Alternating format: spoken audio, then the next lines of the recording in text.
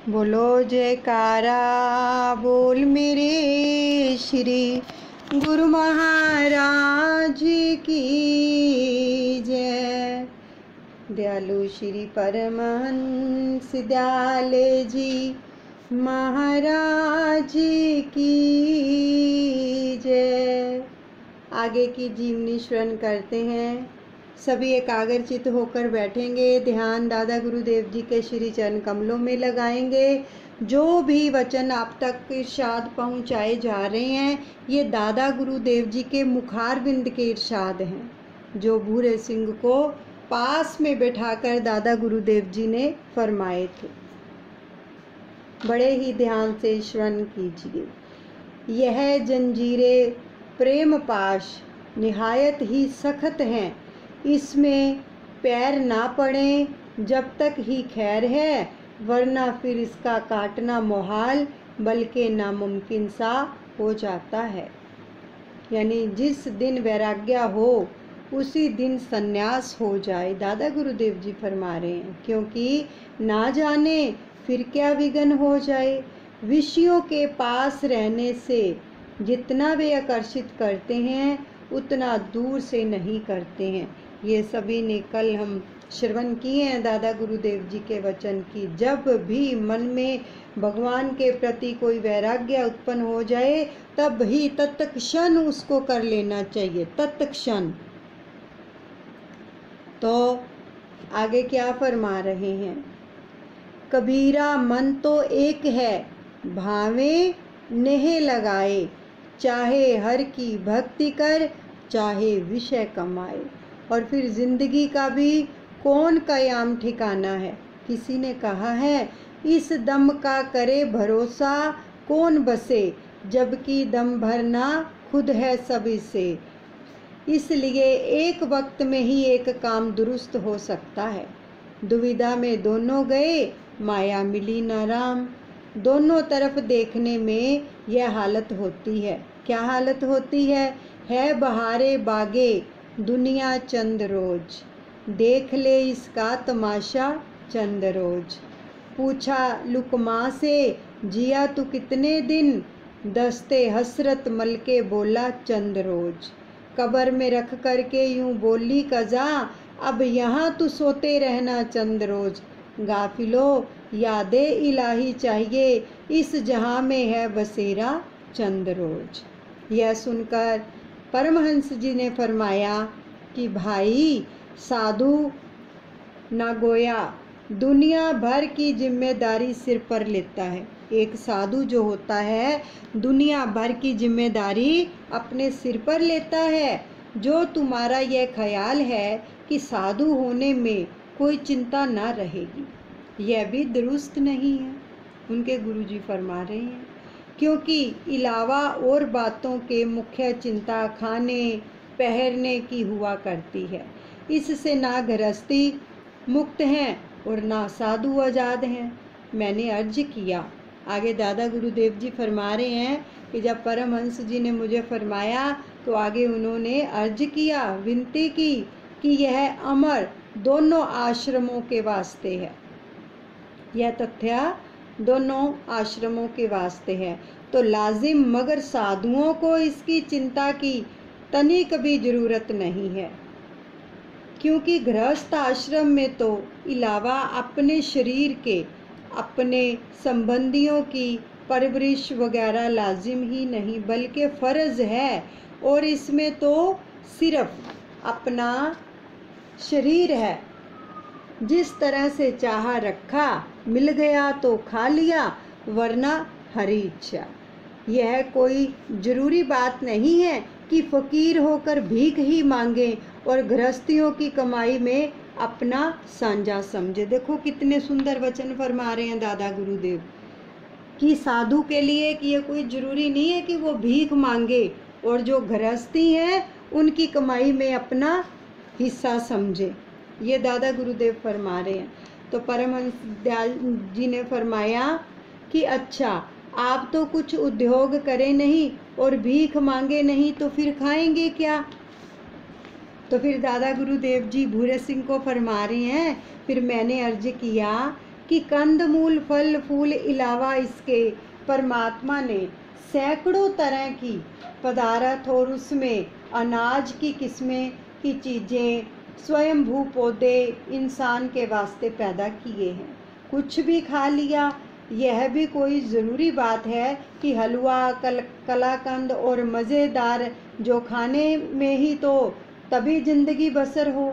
क्या इसको खाकर आदमी ज़िंदा नहीं रह सकता? जिस तरह से इस शरीर को रखना चाहो रख सकता है।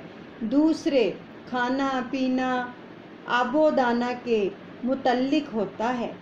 जहाँ इस शरीर के निमित्त होता है वहीं से खुद ब खुद पहुँच जाता है। परमहंस जी बोले कि निश्चय हो जाना आसान बात नहीं है और फिर सबसे बढ़कर संस्कार होता है। बंदा ने अर्ज किया कि मैंने तो अपना निश्चय ही जाहिर किया है। अब रही संस्कारों की बात, सो उनसे भी मेरी बात पुख्ता होती है, क्योंकि वालिदैन यानी माता पिता और स्त्री और नाबालिग औलाद की मौजूदगी में साधु होना निषिद्ध है। क्योंकि एक तो उन लोगों की परवरिश वाजिब व फर्ज होती है और दूसरा उनकी उम्मीदें हो जाने से उनकी दिल टूटने का ख्याल होता है। इसलिए जब तक उनका संतोष ना हो मनुष्य को सन्यासी उचित नहीं है। मगर मैं उन कुलों की जो है बातों से कर्तव्य मुक्त हूँ, क्योंकि माता पिता का तो पहले ही शरीर बरत गया। ये दादा गुरुदेव जी फरमा रहे हैं कि जब तक आपकी जिम्मेदारी है आप किसी का दिल दुखी करके नहीं भक्ति कर सकते। ये वचन फरमा रहे हैं दादा गुरुदेव।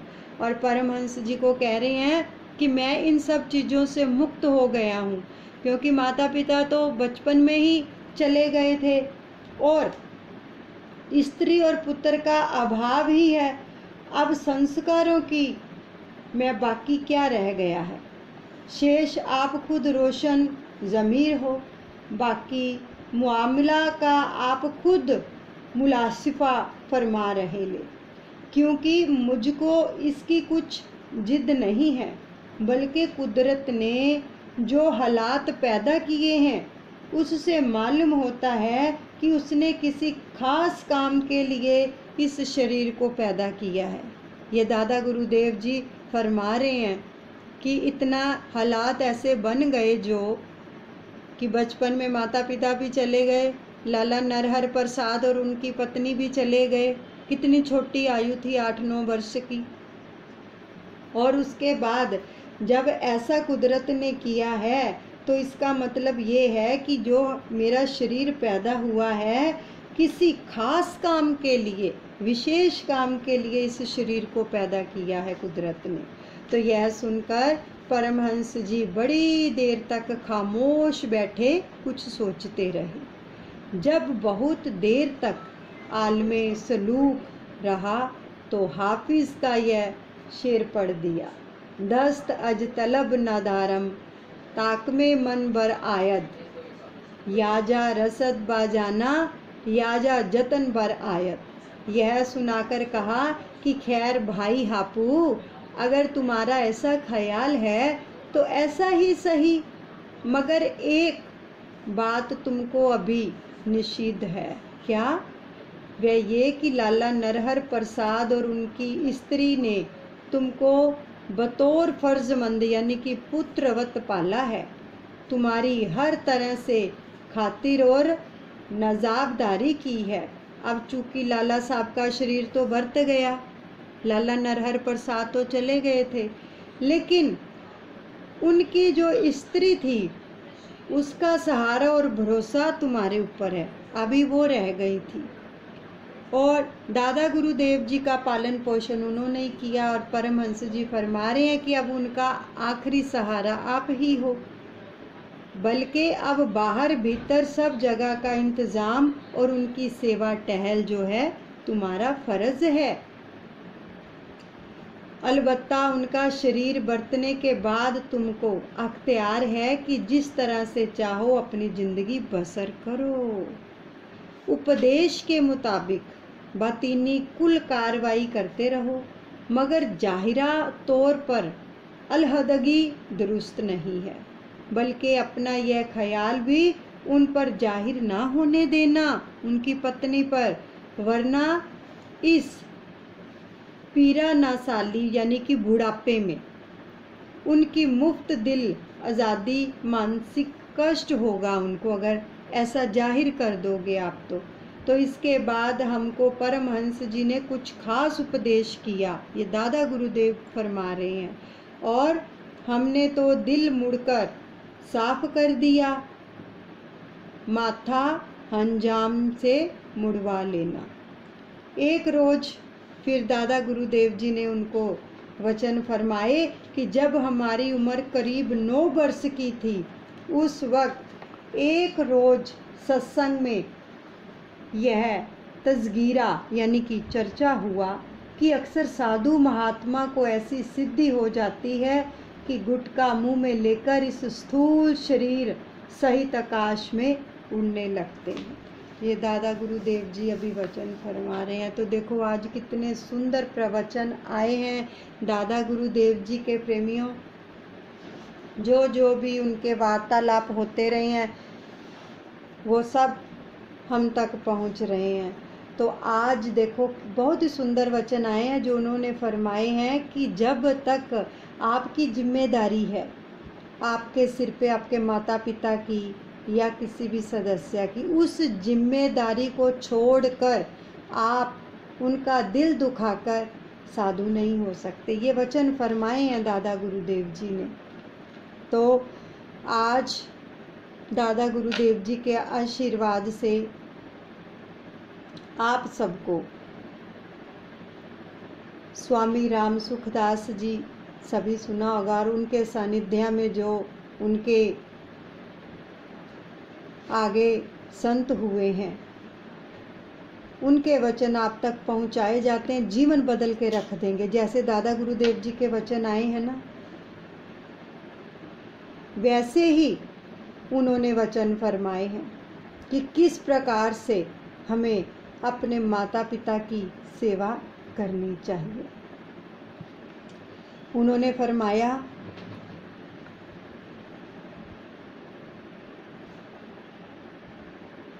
कि एक विचार आया उनके दिल में कि आशीर्वाद कहते हैं, जिसको हम आशीर्वाद कहते हैं, वह आशीर्वाद क्या है? किसी का हाथ हमारे माथे पर आ जाए और हाथ जो है माथे पर फेर दिया जाए, उसे आशीर्वाद नहीं कहते। ये महाराज जी फरमा रहे हैं। प्रसन्नता कैसे मिलती है? आशीर्वाद क्या है? आशीर्वाद हृदय की प्रसन्नता है। हृदय से प्रसन्न कोई होता है तभी आशीर्वाद मिलता है, तभी ब्लेसिंग देता है, उसको आशीर्वाद कहते हैं। केवल हाथ फेर देने को आशीर्वाद नहीं कहा जाता। ये महाराज जी फरमा रहे हैं। आगे फरमा रहे हैं कि देखो, प्रसन्नता मिलती है आज्ञा पालन करने से। यदि हम गुरु की, अपने माता पिता की आज्ञा का पालन नहीं करते, माता पिता की सेवा नहीं करते हैं, तो उनकी प्रसन्नता हमें नहीं मिलेगी। चाहे संतों के पास चले जाएं, भगवान के पास चले जाएं कि आशीर्वाद दे दो, कृपा कर दो, अगर ऐसे कृपा होती तो ऐसे आशीर्वाद मिल जाता तो दुनिया में सब माला माल हो जाते। वह भगवान ही तो माँ बनकर आए हैं, पिता बनकर आए हैं। अपने माता पिता की आज्ञा का पालन करो, उनसे आशीर्वाद लो। हम क्या करते हैं?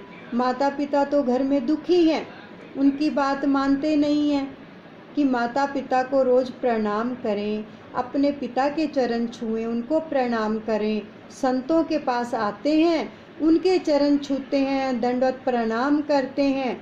और फिर उन्होंने कहा कि देखो, मना नहीं है किसी चीज़ की, लेकिन माता पिता को भी प्रणाम करो।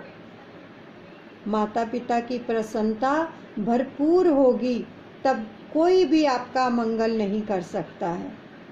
घर में कला कलेश अशांति होती है, इसीलिए बाधाएं आती हैं।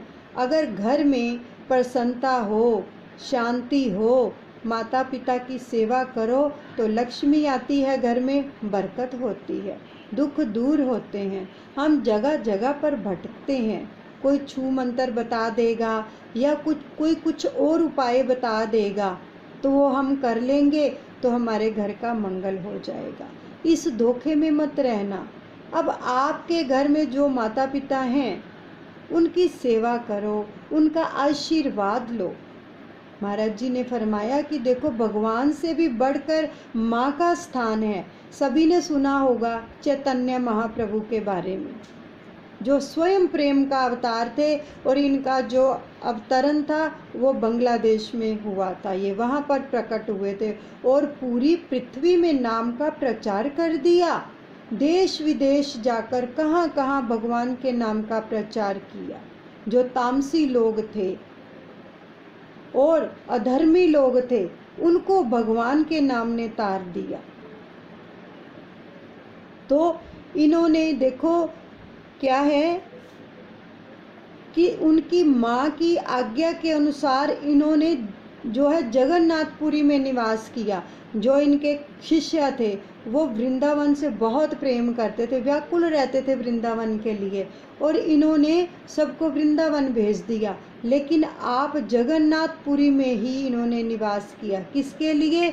अपनी माँ की प्रसन्नता के लिए। जो आदि शंकराचार्य जी महाराज हैं, जिन्होंने सन्यास लेने के बाद भी अपनी माँ को वचन दिया था कि माँ, मैं प्रभु से मिलाकर रहूँगा आपको, और उन्होंने श्री कृष्ण से अपनी माँ को मिलाया। ये होता है बेटे का फर्ज। यानी कि ये जितने भी महापुरुष हैं, जब हम इनकी जीवनियाँ भी पढ़ते हैं, इनके वचनों को सुनते हैं, तो इनसे भी हमें बहुत कुछ प्राप्त होता है। शिक्षा मिलती है कि हम कहाँ पर स्टैंड करते हैं, हम क्या कर रहे हैं। हमारा जीवन बदल के रख देते हैं इनके वचन, इनकी जीवनियाँ, लेकिन हम मनन करें तभी है। तो जो फिर इन्होंने क्या हुआ कि बेटे का काम है, ये बेटे का काम है कि माता पिता की सेवा करना। उनकी माता ने बोला कि तू मेरा एक ही बेटा है, तो मेरा अंतिम संस्कार कौन करेगा? तू साधु हो जाएगा, चला जाएगा, तो मेरा अंतिम संस्कार कौन करेगा? माँ रोने लग गई। तो उन्होंने माँ से कहा कि तुम चिंता मत करो, मैं सन्यासी होते हुए भी अंतिम संस्कार करने के लिए स्वयं आऊँगा। फिर उन्होंने आकर अपनी माँ का अंतिम संस्कार किया जब समय आया। तो ये है माँ का स्थान। देखो, माँ का स्थान शास्त्रों में जो आया है ना, वो साधु बनने के बाद भी, संत बनने के बाद भी शास्त्रों में लिखा है। शास्त्रों में लिखा है कि अगर हम साधु भी हो जाते हैं, संत बन जाते हैं, लेकिन उसके बावजूद भी अगर माता पिता आपके सामने आ जाते हैं तो उनको प्रणाम करो, क्योंकि माँ तो माँ होती है। कहते हैं पूत कपूत हो जाते हैं, लेकिन माता कभी कुमाता नहीं होती है। अब उन्होंने ये एक अपना अनुभव बताया, बड़े ध्यान से सुनना इस बात को, कि बहुत सारे जो दुख दर्द है ना, वो हमारे ही करने से होते हैं। जिस घर में हम रहते हैं, जिन सदस्यों के साथ रहते हैं, उनके साथ हम बर्ताव कैसा करते हैं, उससे ही हमें दुख, परेशानियां, समस्याएं घेरे रखती हैं। एक उन्होंने बताया, ये बिल्कुल सच्ची घटना है, उन्होंने अपने मुख से बताई कि एक व्यक्ति उनके पास आया। उससे पहले क्या था कि उसका लाखों करोड़ों का नुकसान हो चुका था, लाखों करोड़ों का। तो वो कभी किसी जोशी के पास जाता, कभी किसी पंडित के पास जाता, और वो भी पैसे के बिना उपाय नहीं करवाते हैं। तो उन्होंने बहुत सारा उसका पैसा ऐसे ही ख़त्म कर दिया, लेकिन बना कुछ भी नहीं। आखिरकार जब वो महाराज जी के चरणों में आया तो वो नास्तिक बन चुका था, बिल्कुल भगवान को भूल चुका था। भगवान तो है ही नहीं है, क्योंकि उसका कोई काम नहीं हुआ था, जगह जगह वो धक्के खा के आया था। तो क्या हुआ, जब महाराज जी के पास आया तो महाराज जी से कहने लगा कि मैं बहुत ज़्यादा परेशान हूँ, ऐसे ऐसे मुझे घाटा पड़ गया है। तो महाराज जी ने फरमाया कि इसमें कोई बात नहीं, अगर घाटा पड़ गया है तो सब कुछ ठीक हो जाएगा, लेकिन हमारी एक बात मान लोगे तो। वो कहता आप भी कोई हजारों लाखों का कोई उपाय बता दोगे, फिर मुझे पैसे खर्च करने पड़ेंगे, तो इसलिए मैं कोई पैसा नहीं खर्च करना चाहता हूँ बिल्कुल भी।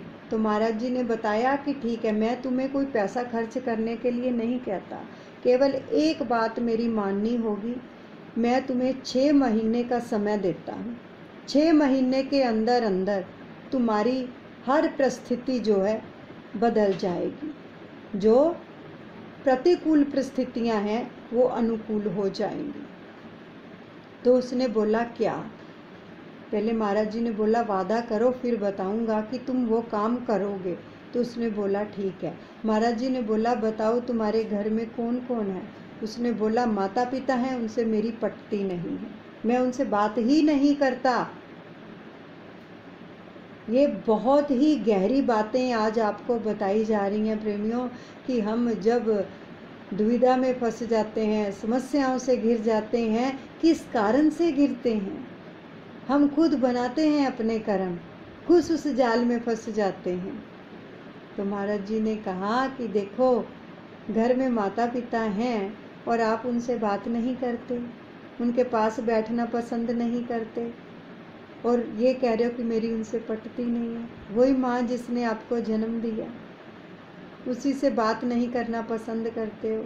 महाराज जी ने कहा कि एक उपाय बताऊंगा, सारे कार्य सिद्ध हो जाएंगे तेरे, अगर करेगा तो उन्होंने बोला ठीक है बताओ। तो महाराज जी ने बोला कि देखो, आज जब घर जाओगे ना, तो सबसे पहले जाकर अपने माता पिता के चरण छूना, और फिर अपनी माँ की गोद में सो जाना अपना सर रख के, और माँ का जो आंचल है ना, उसको अपने माथे पे ले लेना, और उस आंचल के तले सब कुछ कह देना जो भी तुम्हारे दिल में है, और चरणों की सेवा करना। ना भी करोगे तो चलेगा, लेकिन इतना जरूर करना। और उसके बाद अपने दोनों माता पिता को बैठाकर उनकी 4 परिक्रमा करना, और उसके बाद एक कटोरी में जल लेना, और अपने माता पिता के चरणों का जो अंगूठा है उसको धोकर उसका जल सारे घर में छींटा लगाना, उसका सेवन भी करना। 6 महीने के अंदर अंदर तुम्हारी सारी समस्याओं का हल हो जाएगा, ये महाराज जी ने उसको बताया। जब उसने ऐसा करना शुरू किया तो उन्होंने बताया 3 महीने भी पूरे नहीं हुए थे, इतनी खुशी खुशी वो आया और कहने लगा मेरे जितना भी नुकसान हुआ था उससे कई गुना ज़्यादा मिला है, सारी समस्याओं का हल हो गया, सारी समस्याओं का। तो देखो, माता पिता के चरणों की सेवा, उनकी आज्ञा का पालन क्या क्या दिला देता है। भगवान से भी ऊंचा दर्जा है, शास्त्रों में बताया गया माता का। माता जब भी देखो, कोई भी किसी भी प्रकार की, चाहे फंक्शन में गई हो, लेकिन बच्चे की तबीयत ना ठीक हो तो वो फंक्शन छोड़ देगी, लेकिन बच्चे की केयर करेगी, अपना सारा समय बच्चे को देगी। लेकिन बच्चे क्या करते हैं, जब वो बीमार होते हैं तो कोई नौकर लगा देते हैं, कोई नर्स का अरेंजमेंट कर देते, लेकिन खुद सेवा करने के लिए तैयार नहीं होते हैं। क्यों? क्योंकि टाइम नहीं है हमारे पास माता पिता के लिए, और हम चाहते हैं सुख। सुख कहाँ से मिलेगा? जिसने अपने माता पिता की आज्ञा का पालन नहीं किया, उसको सुख कहाँ से मिलेगा? तो इस प्रकार से प्रेमियों, प्रणाम में उन्होंने बताया बहुत ही शक्ति है प्रणाम में। प्रणाम में इतनी शक्ति है कि देखो महाभारत का युद्ध हुआ, अगर युधिष्ठिर प्रणाम ना करता तो आज वो विजयी ना होते।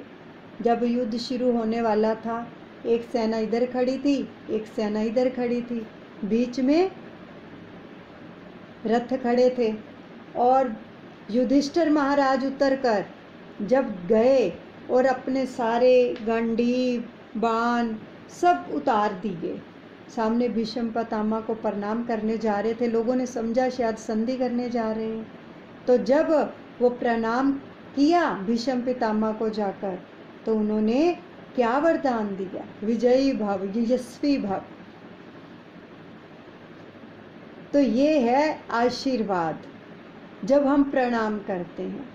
सभी बच्चों से भी रिक्वेस्ट है, देखो सभी माता पिता सुन रहे हैं सत्संग को, ठीक है, और बच्चे भी सुन रहे हैं। बच्चों की क्लास भी है, इसके बाद बच्चों की क्लास है आधे घंटे की। तो सभी बच्चे जो भी सुन रहे हैं, सबसे पहले, जो तो बच्चे विदेश में रहते हैं, सबसे पहले क्या करते हैं, हम क्या करते हैं, सुबह उठकर सबसे पहले अपना फ़ोन उठाते हैं, मैसेज देखें किस किस का मैसेज आया, व्हाट्सएप खोलते हैं, फेसबुक खोलते हैं। ऐसा नहीं करना। सबसे पहले उठकर उस ईश्वर का धन्यवाद करें, उसके बाद फ़ोन उठाकर सबसे पहला फ़ोन अपनी माँ को करें, उसका आशीर्वाद लें। सबसे पहला फ़ोन आशीर्वाद लें उस माँ का जिसने जन्म दिया है, पाल पोस के बड़ा किया है, जिसने ऐसे संस्कार दिए। आज हम क्यों जुड़े हुए हैं बताओ? आज हम सत्संग से किसके कारण जुड़े हैं? माँ ने संस्कार दिए इसलिए जुड़े हैं ना। तो क्या हम उनका ऋण चुका सकते हैं? इसलिए हर रोज जो अपने माता पिता को प्रणाम करते, बच्चों को सिखाओ कि सबसे पहले उठकर अपने माता पिता के चरण छुएं। जो भी आप बोलते हैं, राधा स्वामी बोलते हैं, जय सच्चिदानंद बोलते हैं, राम राम बोलते हैं, राधे राधे बोलते हैं, वाहे गुरु बोलते हैं, उनको प्रणाम करें, आशीष लें उनसे। ये है संस्कार। बहुत सारे बच्चे हैं जो उठ के प्रणाम ही नहीं करते हैं अपने माता पिता को।